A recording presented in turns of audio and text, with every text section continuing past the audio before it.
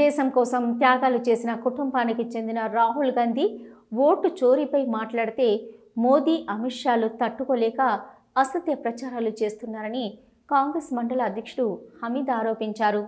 రాజన్న సిరిసిల్ల జిల్లా గంభీరావుపేటలో కాంగ్రెస్ నాయకులు రాహుల్ గాంధీ చిత్రపటానికి పాలాభిషేకం చేశారు. రాహుల్ గాంధీపై అసత్య ప్రచారం చేస్తూ బీజేపీ దిష్టిబొమ్మలు తగలబెట్టడాన్ని తీవ్రంగా ఖండించారు. ఇలాంటి చర్యలు పునరావృతమైతే తీవ్ర పరిణామాలు ఉంటాయని హెచ్చరించారు. ఈ కార్యక్రమంలో కాంగ్రెస్ నేతలు తిరుపతి, రాజిరెడ్డి, ప్రభాకర్, పిట్ల వెంకట్, నరసింహులు తదితరులు పాల్గొన్నారు.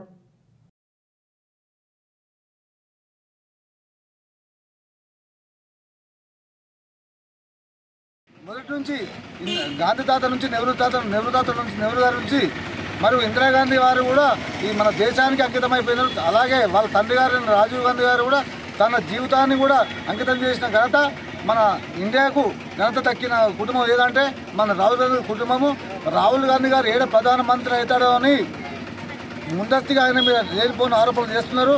మీరు ఓటు చోరీ చేసినారు, అవన్నీ ముందు ఆయన బయట పెడుతుండ్రు. కాబట్టి మీ పదవులు ఏడబోతాయో, మీ ప్రధానమంత్రి ఏడ ఓడిపోతాం భయం కొద్దీ మా రాహుల్ గాంధీ గారి మీద లేనిపోని పెట్టుకుంటూ నిన్న అతని చిత్రపటాన్ని చేయడం జరిగింది, కాల్చడం జరిగింది. దానికి వెంటనే బేసరిగా క్షమాపణ చెప్పాలి. ఈరోజు అతనికి మేము గంభీరపేట మండల తరఫున పాలాభిషేకం జరిగింది. పాలాభిషేకం చేయడం జరిగింది. ఈ సందర్భంగా బీజేపీ నాయకులకు హెచ్చరిస్తూ ఉన్నాం.